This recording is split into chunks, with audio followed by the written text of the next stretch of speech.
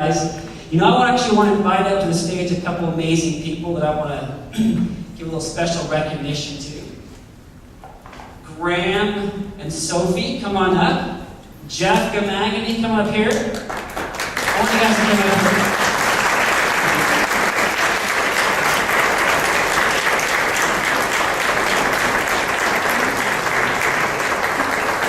Stand right here in front. You guys are looking good today. Are you feeling good? Very good. Well, I kind of mentioned earlier that last month in the Pacific, we had some people achieving checks over $100,000. And I just actually want to give these guys a little special recognition because they, right here, Graham Sophie, congratulations.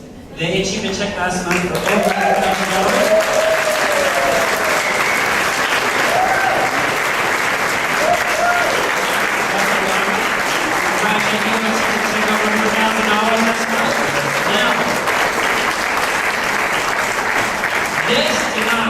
By accident. These guys have been doing this for a while, and they worked really, really hard. They didn't prepare the month of this LTO to earn a check like this. This took months and months of preparation and hard work to achieve this type of success. So congratulations to you guys. And in closing, I thought it would be appropriate to hear a few words from you and some encouraging words as we can share with the team here so they too will know what it takes someday to earn a check like this. So, Sophie, Graham, allow you guys start off. Thanks, Mike. I can see my wife wants to hold the check. As you said, Mike, no, it wasn't something that we just started preparing last month or the month before. I think that we've been preparing for this since the womb. And no, it's, our music journey is one of that's one that's taken a number of years, and I think we first came across the company pretty soon after they came into New Zealand in 1993. We heard about them in 1994, and when we first looked at the company, we were not interested in the business. And I had grown up always wanting to be a self-made man, and I had running my own business, and that's what we were doing. We were building our own business at the time. And, but we did fall in love with the products. And Karen talked a lot about the products that she shared about the company before. And the backbone of this business is the products. No one in this business will go to any heights of success unless you do fall in love with those products. But it took us 7 years to figure out there was a serious business behind us. 7 years to figure out there was a business, or 7 years just to get sick and tired of being sick and tired of the situation. Because what we used to do for a living was we used to organize other people's travel packages. And we thought, I thought when I left school and went on one of those Kiwi OEs, that if I got into the travel industry, then I would be able to be paid to be on a holiday every day of my life. And that was a very short-lived dream. And I ended up paying with my time so that other people could be on holiday. To the extent that our business caused us to be working between, on a good month, 60 hours a week, and on a bad month we were working sometimes up to 100 hours, 60 hours a week, and on a bad month sometimes 100 hours a week. And we thought that's the way it was going to be, being self-employed. And it was one of these innovation cycles that Newskin had back in 2001, when they acquired a technology that was so far ahead of what everybody else was doing in the industry, it kind of fit with our timing. Newskin had a new opportunity, although the company had been around for quite a while, and we were sick and tired of doing what we'd always done. And so when that timing matched, we looked at each other and, well, there's a little bit of reticence on this side of the table, but I decided that we were still going to do it. And within a year, I was retired from the travel industry. Within 2 years, Sophie was retired from that travel industry. And within 4.5 years, we basically retired. But ever since, this company has paid us every single month, no matter what country we've chosen to live in. And for a number of years since then, we have chosen to live in different countries around the world. And so we were able to get back to that place that we wanted to be when we first started our original travel business, which was being paid to be on holiday. And after a few years of doing that, we got bored of waking up every morning at the crack of midday. And we were looking for something new to do. We happened to be back here in New Zealand for our children's scholarity. And we were looking at all types of different options. Every month, this check kept on coming in. And then suddenly there was the story of AgeLock that came up, and that was in 2009. And when we looked at AgeLock, we understood that not only do we have a company that has not only gone above and beyond every promise that they've ever made, and one of the biggest promises I'll remember that the founders of this company always wanted to pull through on was to give more opportunity to the people that associate with this company than we as business people can even handle. And every time that they've come up with something new, they have literally created millionaires for those people who have taken the ball and run. And so we decided that this was not only an opportunity for us to get back into action, but also for us to help other people. And I was having a conversation with somebody the other day just about this first LTO process that we've been through. And this person very astutely asked me, how much business happened outside of your own micro market? Now, if you're brand new in this room, you may not understand how this business works. But we build micro markets. It's like setting people up and owning their own franchise. And when I shared how much of our business last month actually happened outside of our own personal micro market that we understood, that person in front of me said, wow, that means that everything that you've just been paid has come from because you've helped other people to earn what they deserve to earn as well. And then when I heard that from somebody else rather than knowing it for myself, then I really thought, this is one of the most amazing businesses ever. Because it's, in our travel business, we have really good months. And I'm sure lots of you have had businesses where you've made $100,000 a month before. But to keep on doing that and help other people also to make incredible income, some of them more income in 1 month than most people in, for example, New Zealand will make in a year, or even 2. Then that is something that I am eternally grateful for. That this company came up with an idea of a great product, decided that they were going to do it better than anyone else, they were going to deliver it directly to the consumer, and they were going to allow people who wanted to strategically align themselves with this company and create distribution channels around the world. Well, then we could help people completely change their lives. And this check is not because we're anything special. I mean, I lasted 3 long weeks at university. So I don't think that you need a university degree to be able to make this kind of money. In fact, I would say to you very humbly, and without experience in university, but the quicker you get out of university, the more likely you probably will make this kind of money, particularly with this company.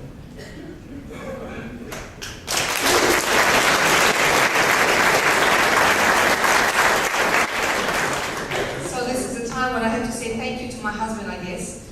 Any of you in here today with a partner at home, or maybe a partner coming here today for the first time with great song? Any of you? Yeah? I actually came in this business not only the foot brake on, the hand brake on, but also the fingernails on the blackboard. There was no way we were ever going to get involved in this industry. Because like Karen said, I thought this was about selling products. And it may not, you hear people say that. If you want to be successful in this business, you have to forget about being a salesperson. You actually have to understand it's about sharing the story and the powerful story of that. And it's very, I'm very grateful that you were able to see that, because it all starts with you. Do you agree with that? And this is the first thing I had to learn when I got into this industry. And most of us, we come here. Would you say that it's in order to make money? Let's be honest with ourselves. Yes, we're here to make money. Yeah? Everybody else is just to look good? Or you are just not sure? Well, make a decision fast to make money. And what we learned was that we had to get outside of our own comfort zone. That as we were, there was no way we were going to make this kind of money. Would you agree with that? And the first thing I had to learn was to dream, and to dream big. And this is one thing that university got out of me, was dreaming. I was no longer dreaming. I was boxed in to be a perfect employee for somebody else's dream. Anybody relates to that? Yes? I was a perfect employee. I used to be there before the boss and after the boss. Okay, this is how we grew up. And so it was like dreaming was for other people. And that was the first thing I had to learn in this business. And I was thankful I had people like my husband to help me dream again. And the second thing was to set goals. And in the past, the extent of my setting goals was, it's all in my head. I know what I want. Anybody relates to that? Well, this is not going to happen.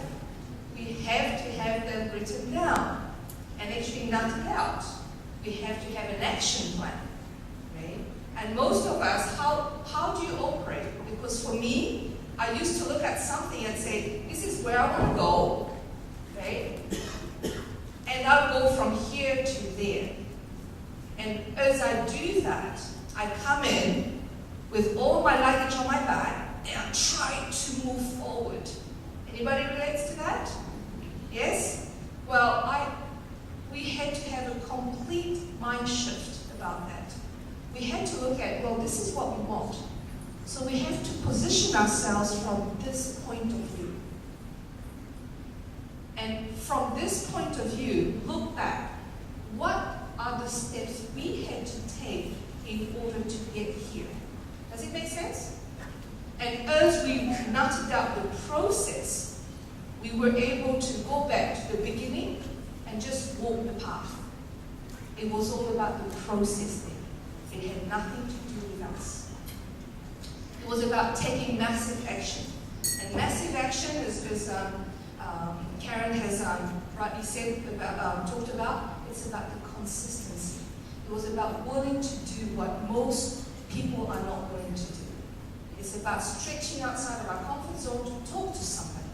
I never used to talk to people. And I remember one of the exercises I actually forced myself to do was to put 3 pebbles in my right pocket in the morning. And I remember one time, it was 10 o'clock at night, and I could have just gone to bed and said, oh, I've only talked to 2 people. It wasn't about talking to sell something, it was just the discipline of talking to people. And I said to Graham, we need to go out. And he said, no. I said, I need to talk to 2 more people. He said, well, we can do it tomorrow. I said, no, I will know that I didn't do it. So at 10 o'clock, where'd you go? We went to the local New World at the time, or Food Town. And I just went and talked to people. Because I said I was going to do that. Did it create any volume? No. It was to acquire the discipline to do what most people are not going to do. And it seemed crazy at the time. It seemed crazy. But I know one thing, is that in this business, the company, for me, is like the road code. They tell us, if we do this, we get this. Do you understand that? The compensation plan for me is like the road code. Anybody in this room follows the road code? Why are you laughing? Well, so you kind of work within the road code, right? So you speed a little bit. Then do this in this business. If you consistently overperform in this business, this is what you get. If you go below the speed limit consistently, you will never get there, and you will get frustrated because other people are going faster. You understand that? It's to understand that there is a speed limit that the company sets, but they say so in order for you to hit on the accelerator pedal. And with this LTO, what we understood was the rules that the company set out for us. and we learned the rules and we played better than anybody else. We had to forget about what we wanted out of this LTO. We had to focus on what people in our teams wanted out of this LTO. And as we did that, as we focused on what it was that they wanted, magic happens. We see people excelling. We see people creating history. And this is what creates something amazing. Because this was what the vision of this year was about, was it not? To create history. And I'm talking to those of you who have been in the business for a while, but those of you who are just starting. Imagine you could be part of history. Have you ever thought of that? Have you ever thought about participating in something today? Because this is it. This is it. And what we know is that in 1952, there was one guy that was crazy enough to think he could break the 4-minute mile. His name was Roger Bannister. And when he did it, it was like a handful of people also broke the record. And the year after, it was dozens of people who reached that. So this is not just for us. It's not just for Jeff and Donna. It's for all of you. Because next year, that will really be you. But this is work.